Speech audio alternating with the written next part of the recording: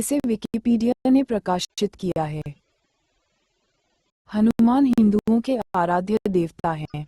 अधिकतर स्थानों पर इन्हें भगवान शिव का अवतार बताया गया है। वे भगवान राम के परम भक्त और प्रिय हैं। हनुमान को चिरंजीवी माना जाता है। जन्म: हनुमान वानरों के राजा केसरी और उनकी पत्नी अंजना के 6 पुत्रों में सबसे बड़े और पहले पुत्र हैं। रामायण के अनुसार वे जानकी के अत्यधिक प्रिय हैं। इस धरा पर 8 चिरंजीवी हैं, उनमें से 7 को अमरत्व का वरदान प्राप्त है। उनमें बजरंगबली भी हैं तथा एक को श्राप के कारण अमरत्व मिला। हनुमान जी का अवतार भगवान राम की सहायता के लिए हुआ। हनुमान जी के पराक्रम की असंख्य गाथाएं प्रचलित हैं। इन्होंने जिस तरह से ज्योतिषियों के सटीक गणना के अनुसार हनुमान जी का जन्म 85,58,112 वर्ष पहले त्रेतायुग के अंतिम चरण में चैत्र पूर्णिमा को मंगलवार के दिन चित्रा नक्षत्र व मेष लग्न के योग में सुबह 6:03 बजे भारत देश में आज के हरियाणा राज्य के कैथल जिले में हुआ था, जिससे पहले कपिस्थल कहा जाता था। इन्हें बजरंगबली के रूप में जाना जाता है क्योंकि इनका शरीर एक वज्र की तरह है। वे पवन पुत्र के रूप में जाने जाते हैं। वायु अथवा पवन ने हनुमान को पालने में महत्वपूर्ण भूमिका निभाई थी। मारुत का अर्थ हवा है। नंदन का अर्थ बेटा है। हिंदू पौराणिक कथाओं के अनुसार हनुमान मारुति अर्थात मारुत नंदन है। बाल्यकाल, शिक्षा एवं श्राप। हनुमान जी के धर्म पिता वायु थे, इसी कारण उन्हें पवन पुत्र के नाम से भी जाना जाता है। बचपन से ही दिव्य होने के साथ साथ उनके अंदर असीमित शक्तियों का भंडार था। इनके जन्म के पश्चात एक दिन वे उदय होते हुए सूर्य को फल समझकर उसे खाने के लिए उसकी ओर जाने लगे थे।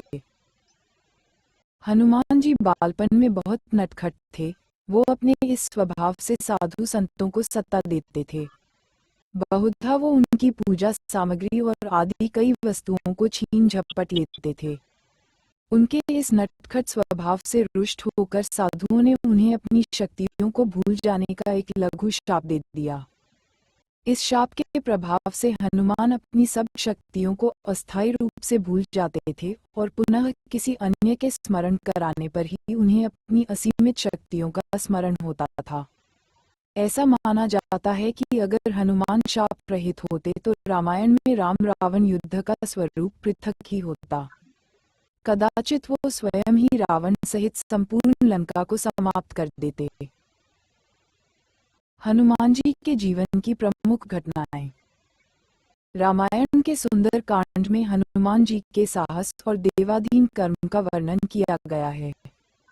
हनुमान जी की भेंट राम जी से उनके वनवास के समय तब हुई जब राम जी अपने भ्राता लक्ष्मण के साथ अपनी पत्नी सीता की खोज कर रहे थे।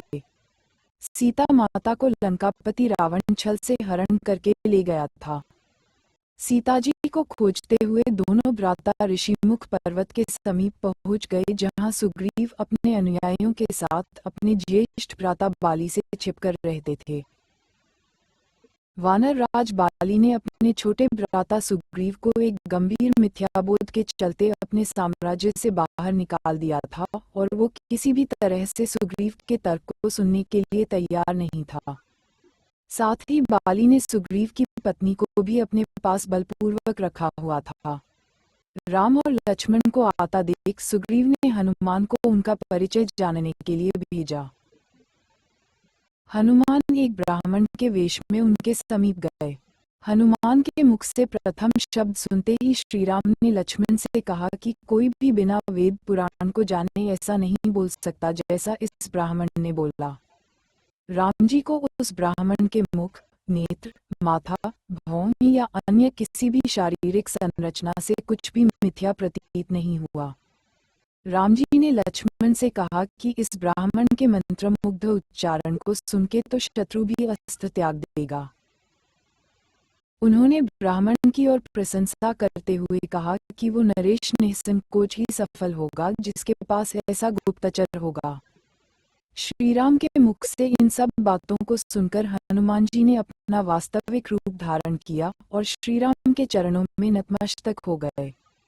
श्रीराम ने उन्हें उठाकर अपने हृदय से लगा लिया। उसी दिन एक भक्त और भगवान का हनुमान और प्रभु राम के रूप में अटूट और अनश्वर मिलन हुआ।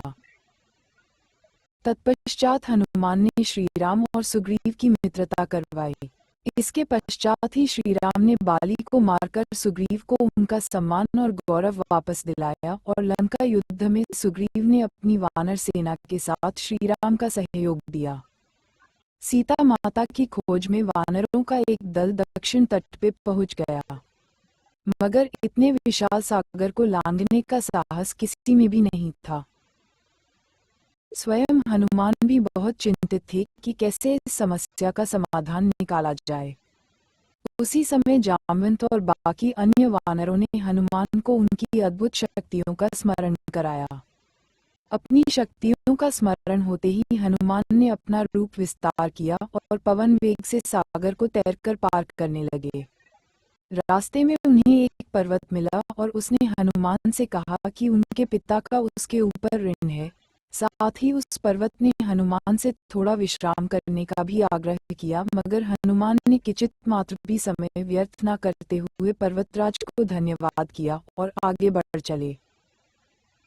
आगे चलकर उन्हें एक राक्षसी मिली जिसने कि उन्हें अपने मुख में घुसने की चुनौती दी। परिणामस्वरूप हनुमान ने उस राक्षसी की चुनौती को स्वीकार किया और बड़ी ही चतुराई से अति लघु रूप धारण करके राक्षसी के मुख में प्रवेश करके बाहर आ गए। अंत में उस राक्षसी ने संकोचपूर्वक ये स्वीकार किया कि वो उनकी बुद्धिमत्ता की परीक्षा ले रही थी। आखिरकार हनुमान सागर पार करके लंका पहुंचे और लंका की शोभा और सुंदरता को देखकर आश्चर्यचकित रह गए, और उनके मन में इस बात का दुख भी हुआ कि यदि रावण नहीं माना तो इतनी सुंदर लंका का सर्वनाश हो जाएगा। तत्पश्चात हनुमान ने अशोक वाटिका में सीता जी को देखा और उनको अपना परिचय बताया। साथ ही उन्होंने माता सीता को सांत्वना दी और साथ ही वापस प्रभु श्रीराम के पास साथ चलने का आग्रह भी किया, मगर माता सीता ने ये कहकर अस्वीकार कर दिया कि ऐसा होने पर श्रीराम के पुरुषार्थ को ठेस पहुंचेगी। हनुमान ने माता सीता को प्रभु श्रीराम के संदेश का ऐसे वर्णन किया जैसे कोई महान ज्ञानी लोगों को ईश्वर की महानता के बारे में बताता है। माता सीता से मिलने के पश्चात हनुमान प्रतिशोध लेने के लिए लंका को तहस नहस करने लगे। उनको बंदी बनाने के लिए रावण पुत्र मेघनाद ने ब्रह्मास्त्र का प्रयोग किया। ब्रह्मा जी का सम्मान करते हुए हनुमान ने स्वयं को ब्रह्मास्त्र के बंधन में बंधने दिया। साथ ही उन्होंने विचार किया कि इस अवसर का लाभ उठाकर वो लंका के विख्यात रावण से मिल भी लेंगे और उसकी शक्ति का अनुमान भी लगा लेंगे। इन्हीं सब बातों को सोचकर हनुमान ने स्वयं को रावण के समक्ष बंदी बनकर उपस्थित होने दिया। जब उन्हें रावण के समक्ष लाया गया तो उन्होंने रावण को प्रभु श्रीराम का चेतावनी भरा संदेश सुनाया और साथ ही ये भी कहा कि यदि रावण माता सीता को आदर पूर्वक प्रभु श्रीराम को लौटा देगा तो प्रभु उसे क्षमा कर देंगे। क्रोध में आकर रावण ने हनुमान को मृत्यु दंड देने का आदेश दिया, मगर रावण के छोटे भाई विभीषण ने ये कहकर बीच बचाव किया कि एक दूत को मारना आचार संहिता के विपरीत है। ये सुनकर रावण ने हनुमान की पूंछ में आग लगाने का आदेश दिया। जब रावण के सैनिक हनुमान की पूंछ में कपड़ा लपेट रहे थे तब हनुमान ने अपनी पूंछ को खूब लंबा कर लिया और सैनिकों को कुछ समय तक परेशान करने के पश्चात पूंछ में आग लगाने का अवसर दे दिया। पूंछ में आग लगते ही हनुमान ने बंधन मुक्त होकर लंका को जलाना शुरू कर दिया और अंत में पूंछ में लगी आग को समुद्र में बुझाकर वापस प्रभु श्रीराम के पास आ गए। लंका युद्ध में जब लक्ष्मण मूर्छित हो गए थे तब हनुमान जी को ही द्रोणागिरी पर्वत पर से संजीवनी बूटी लाने भेजा गया, मगर वो बूटी को भली भांति पहचान नहीं पाए और पुनः अपने पराक्रम का परिचय देते हुए वो पूरा द्रोणागिरी पर्वत ही रणभूमि में उठा लाए और परिणामस्वरूप लक्ष्मण के प्राण की रक्षा की। भावुक होकर श्रीराम ने हनुमान को हृदय से लगा लिया और बोले कि हनुमान, तुम मुझे भ्राता भरत की भांति ही प्रिय हो। हनुमान का पंचमुखी अवतार भी रामायण युद्ध की ही एक घटना है। अहिरावण, जो कि काले जादू का ज्ञाता था, उसने राम और लक्ष्मण का सोते समय हरण कर लिया और उन्हें विमोहित करके पाताल लोक में ले गया। उनकी खोज में हनुमान भी पाताल लोक पहुंच गए। पाताल लोक के मुख्य द्वार एक युवा प्राणी मकरध्वज पहरा देता था, जिसका आधा शरीर मछली का और आधा शरीर वानर का था। मकरध्वज के जन्म की कथा भी बहुत रोचक है। यद्यपि हनुमान ब्रह्मचारी थे, मगर मकरध्वज उनका ही पुत्र था। लंका दहन के पश्चात जब हनुमान पूंछ में लगी आग को बुझाने समुद्र में गए। हनुमान इन सभी बातों से अनभिज्ञ थे। यद्यपि मकरध्वज को पता था कि हनुमान उसके पिता हैं, मगर वो उन्हें पहचान नहीं पाया, क्योंकि उसने पहले कभी उन्हें देखा नहीं था। जब हनुमान ने अपना परिचय दिया तो वो जान गया कि ये मेरे पिता हैं, मगर फिर भी उसने हनुमान के साथ युद्ध करने का निश्चय किया, क्योंकि पाटलपुरी के द्वार की रक्षा करना उसका प्रथम कर्तव्य था। हनुमान ने बड़ी आसानी से उसे अपने अधीन कर लिया और पाटलपुरी के मुख्य द्वार पर बांध दिया।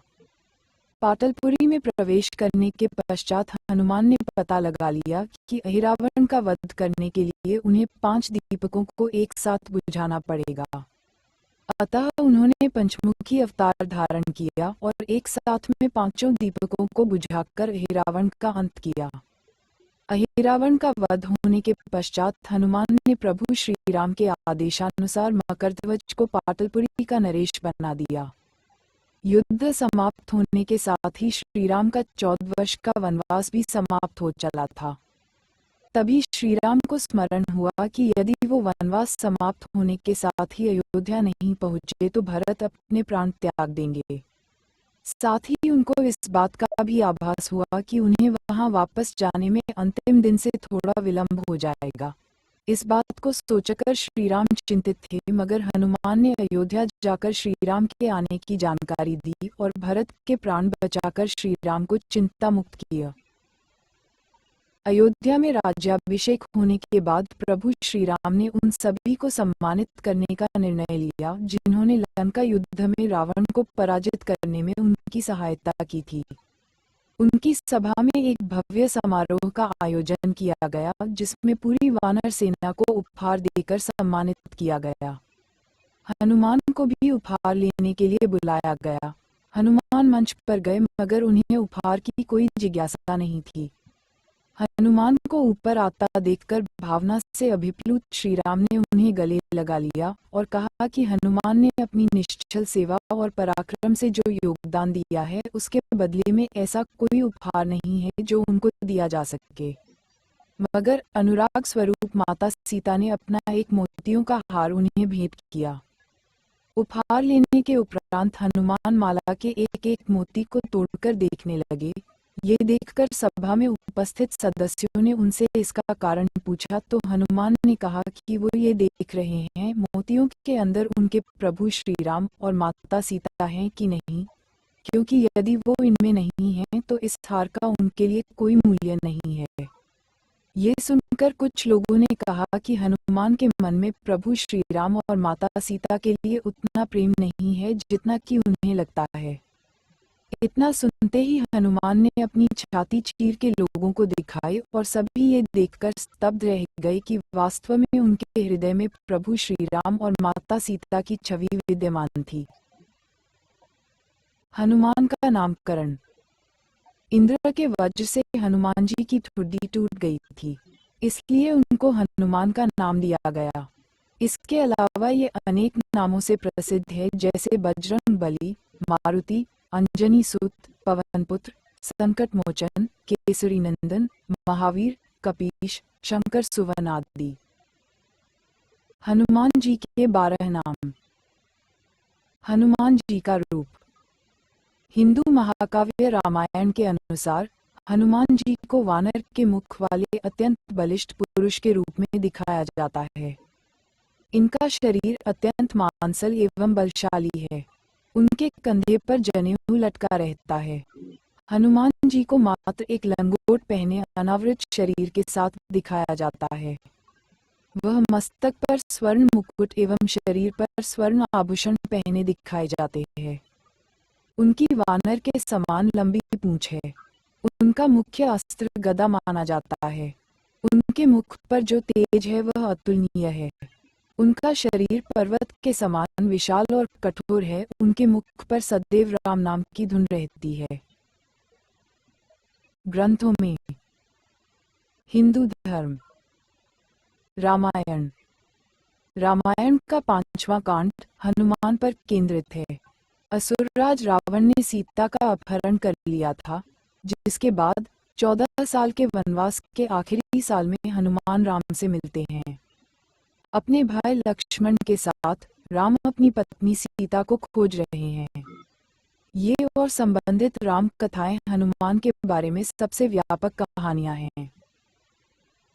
रामायण के कई संस्करण भारत के भीतर मौजूद हैं। ये हनुमान, राम, सीता, लक्ष्मण और रावण के रूपांतर प्रस्तुत करते हैं। वर्ण और उनके विवरण अलग अलग हैं, कुछ मामलों में काफी महत्वपूर्ण हैं। महाभारत। महाभारत एक और प्रमुख महाकाव्य है जिसमें हनुमान का संक्षिप्त उल्लेख है। पुस्तक 3 में महाभारत के वाना पर्व उन्हें भीमसेन के सौतेले बड़े भाई के रूप में प्रस्तुत किया गया है, जो उनसे कैलाश पर्वत पर जाने के दौरान गलती से मिलते हैं। असाधारण ताकत का आदमी भीम हनुमान की पूंछ को हिलाने में असमर्थ है, जिससे उसे एहसास होता है और हनुमान की ताकत को स्वीकार करता है। ये कहानी हनुमान चरित्र के प्राचीन कालक्रम से जुड़ी है। ये कलाकृति और राहत का एक हिस्सा भी है, जैसे विजयनगर खंडहर। अन्य साहित्य। रामायण और महाभारत के अलावा हनुमान का उल्लेख कई अन्य ग्रंथों में किया गया है। इनमें से कुछ कहानियां पहले के महाकाव्यों में उल्लिखित उनके कारनामों से जुड़ती हैं, जबकि अन्य उनके जीवन की वैकल्पिक कहानियां बताती हैं। स्कंद पुराण में रामेश्वरम में हनुमान का उल्लेख है। शिव पुराण के एक दक्षिण भारतीय संस्करण में हनुमान को शिव और मोहिनी के पुत्र के रूप में वर्णित किया गया है, या वैकल्पिक रूप से उनकी पौराणिक कथाओं को स्वामी अयप्पा के मूल के साथ जोड़ा या विलय कर दिया गया है, जो दक्षिण भारत के कुछ हिस्सों में लोकप्रिय हैं। हनुमान चालीसा। 16वीं शताब्दी के भारतीय कवि तुलसीदास ने हनुमान को समर्पित एक भक्ति गीत हनुमान चालीसा लिखा था।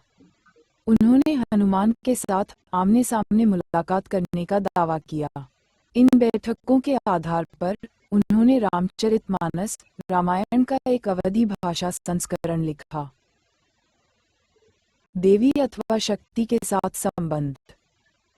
हनुमान और देवी काली के बीच संबंध का उल्लेख कृतिवसी रामायण में मिलता है। उनकी बैठक रामायण के युधिष्ठिर में माहिरावन की कथा में होती है। माहिरावन रावण का विश्वसनीय मित्र, भाई था। अपने बेटे मेघनाथ के मारे जाने के बाद रावण ने राम और लक्ष्मण को मारने के लिए पाताललोक के राजा महिरावन की मदद ली। एक रात महिरावन ने अपनी माया का उपयोग करते हुए विभीषण का रूप धारण किया और राम के शिविर में प्रवेश किया। वहां उन्होंने वानर सेना पर निंद्रा मंत्र डाला, राम और लक्ष्मण का अपहरण किया और उन्हें पाताल लोक ले गए। वह देवी के एक अनुगामी भक्त थे और रावण ने उन्हें अयोध्या के बहादुर सेनानियों को देवी को बलिदान करने के लिए मना लिया, जिसके लिए माहिरावन सहमत हुए। हनुमान ने विभीषण से पाताल का रास्ता समझने के बाद अपने प्रभु को बचाने के लिए जल्दबाजी की। अपनी यात्रा के दौरान उन्होंने मकरध्वज से मुलाकात की, जिन्होंने हनुमान के पुत्र होने का दावा किया। उनके पसीने से पैदा हुआ था, जो एक मकर द्वारा खाया गया था। हनुमान ने उसे हरा दिया और उसे बांध दिया और महल के अंदर चले गए। वहां उसकी मुलाकात चंद्रसेन से हुई, जिसने बलिदान और अहिरावण को मारने के तरीके के बारे में बताया। तब हनुमान ने मधुमक्खी के आकार को छोटा किया और महाकाली की विशाल मूर्ति की ओर बढ़ गए। उसने उसे राम को बचाने के लिए कहा और भयंकर माता देवी ने हनुमान की जगह ले ली, जबकि वह नीचे फिसल गया था। जब महावीर ने राजकुमार ऋषियों को झुकने के लिए कहा तो उन्होंने इनकार कर दिया, क्योंकि वे शाही वंश के थे और झुकना नहीं जानते थे। इसलिए जैसे ही माहिरावण उन्हें झुकाने का तरीका दिखाने वाले थे, हनुमान ने अपना पंचमुख रूप लिया। प्रत्येक सिर एक विशेष प्रतीक को दर्शाता है। हनुमान साहस और शक्ति, नरसिंह निडरता, गरुड़ जादुई कौशल और नाग के काटने, वराह स्वास्थ्य और भूत भगाने और शत्रुओं पर विजय प्राप्त करने की शक्ति, 5 दिशाओं में 5 तेल के दीपक फूंक दिए और माहिरावण का सिर काट दिया, जिससे उसकी मृत्यु हो गई। बाद में उन्होंने श्री राम और लक्ष्मण को अपने कंधों पर लिया और जब उन्होंने श्री राम के बाहर उड़ान भरी तो उन्होंने मकरध्वज को अपनी पूंछ से बंधा देखा। उन्होंने तुरंत हनुमान को उन्हें पाताल का राजा बनाने का आदेश दिया। अहिरावण की कहानी पूरब के रामायणों में अपना स्थान पाती है। ये कृतिवश द्वारा लिखित रामायण के बंगाली संस्करण में पाया जा सकता है। इस घटना के बारे में बात करने वाले मार्ग को महिराबुनरपाला के नाम से जाना जाता है। ये भी माना जाता है कि हनुमान से प्रसन्न होने के बाद देवी काली ने उन्हें अपने द्वारपाल या द्वारपाल होने का आशीर्वाद दिया और इसलिए देवी के मंदिर के प्रवेश द्वार के दोनों ओर भैरव और हनुमान पाए जाते हैं। बौद्ध धर्म। हनुमान तिब्बती और खोतानी रामायण के संस्करणों में एक बौद्ध चमक के साथ दिखाई देते हैं। खोतानी संस्करणों में जातक कथाएं जैसे विषय होते हैं, लेकिन आमतौर पर हनुमान की कहानी और चरित्र में हिंदू ग्रंथों के समान होते हैं। तिब्बती संस्करण अधिक सुशोभित है और जाटका चमक को शामिल करने के प्रयासों के बिना। इसके अलावा तिब्बती संस्करण में हनुमान जैसे राम और सीता के बीच प्रेम पत्र रखने वाले उपन्यास तत्व दिखाई देते हैं। हिंदू संस्करण के अलावा जिसमें राम सीता को एक संदेश के रूप में उनके साथ शादी की अंगूठी भेजते हैं। इसके अलावा तिब्बती संस्करण में राम ने हनुमान को चिट्ठियों के माध्यम से उनके साथ अधिक बार नहीं होने के लिए कहा, जिसका अर्थ है कि बंदर दूत और योद्धा एक सीखा जा रहा है जो पढ़ और लिख सकता है। जैन धर्म। विमलसुरी द्वारा लिखे गए रामायण के जैन संस्करण पौंचरियु में हनुमान का उल्लेख एक दिव्य वानर के रूप में नहीं, बल्कि एक विद्याधरा के रूप में किया गया है। वह पवनगति और अंजना सुंदरी के पुत्र हैं। अंजना अपने ससुराल वालों द्वारा निर्वासित होने के बाद एक जंगल की गुफा में हनुमान को जन्म देती है। उसके मामा ने उसे जंगल से बचाया। अपने विमना पर सवार होते हुए अंजना गलती से अपने बच्चे को एक चट्टान पर गिरा देती है। हालांकि चट्टान नदारद होने के बावजूद बच्चा अधूरा रह गया। बच्चे की परवरिश हनुरा में हुई है। हिंदू ग्रंथ में प्रमुख अंतर हैं। हनुमान जैन ग्रंथों में एक अलौकिक व्यक्ति हैं। हनुमान उनसे मिलने और उनके बारे में जानने के बाद राम के समर्थक बन जाते हैं। रावण द्वारा सीता का अपहरण। वह राम की ओर से लंका जाता है, लेकिन रावण को सीता को छोड़ने के लिए मना नहीं पाता है। अंततः वह रावण के खिलाफ युद्ध में राम के साथ जुड़ जाता है और कई वीर कर्म करता है। बाद में जैन ग्रंथ जैसे कि उत्तर पुराण गुणभद्र और अंजना पवनंजय एक ही कहानी बताते हैं। जैन रामायण कथा के कई संस्करणों में हनुमान को समझाने वाले मार्ग हैं और राम। सिख धर्म। सिख धर्म में हिंदू भगवान राम को श्री रामचंद्र के रूप में संदर्भित किया गया है, और एक सिद्ध के रूप में हनुमान की कहानी प्रभावशाली रही है। 1699 में मार्शल सिख खालसा आंदोलन के जन्म के बाद 18वीं और 19वीं शताब्दी के दौरान हनुमान खालसा द्वारा श्रद्धा की प्रेरणा और उद्देश्य थे। कुछ खालसा रेजिमेंट हनुमान छवि के साथ युद्ध के मैदान में लाई गईं। हिरदा राम भल्ला द्वारा रचित हनुमान नाटक और कविकान द्वारा दासगुर कथा जैसे सिख ग्रंथ हनुमान के वीर कर्मों का वर्णन करते हैं। लुई फेनेच के अनुसार सिख परंपरा में कहा गया है कि गुरु गोविंद सिंह हनुमान नाटक के प्रिय पाठक थे। दक्षिण पूर्व एशियाई ग्रंथ। रामायण के गैर भारतीय संस्करण मौजूद हैं, जैसे थाई रामाकियन। रामायण के इन संस्करणों के अनुसार मैक्चनू सुवर्णमचा द्वारा जन्मे हनुमान के पुत्र हैं। जब रावण के महल में आग लगाने के बाद हनुमान उड़ते हैं, अत्यधिक गर्मी से उनका शरीर और समुद्र में गिरने पर उनके पसीने की एक बूंद जो एक शक्तिशाली मछली द्वारा खाई जाती है, उसने स्नान किया और उसने रावण की बेटी मच्चनू को जन्म दिया। एक अन्य किंवदंती में कहा गया है कि मत्स्यराज नामक एक राक्षसी उनके पुत्र होने का दावा करती है। मत्स्यराज का जन्म इस प्रकार बताया गया है। एक मछली को हनुमान के पसीने की बूंदों से लगाया गया था जब वह समुद्र में स्नान कर रही थी। दक्षिण पूर्व एशियाई ग्रंथों में हनुमान बर्मीज रामायण में विभिन्न तरीकों से उत्तर भारतीय हिंदू संस्करण से भिन्न होते हैं, जैसे कि राम यगन, अलोंग राम थाइगिन, रामवटु और रामथाइन, मलय रामायण जैसे हिकायत श्री राम और हिकायत महाराजा रावण और रामायण जैसे थाई रामायण।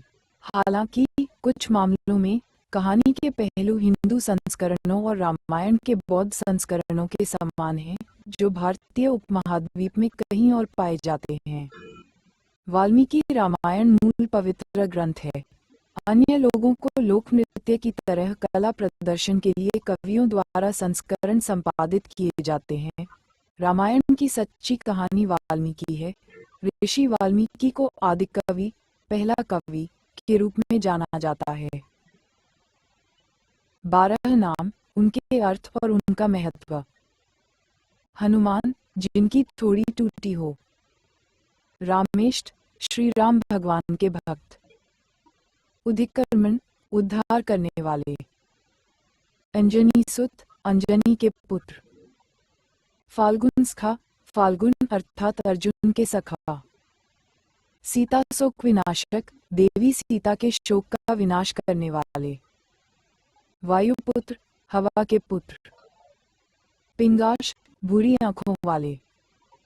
लक्ष्मण, प्राणदाता, लक्ष्मण के प्राण बचाने वाले। महाबली, बहुत शक्तिशाली वानर। अमित विक्रम, अत्यंत वीर पुरुष। दशग्रीव दर्प, रावण के गर्व को दूर करने वाले।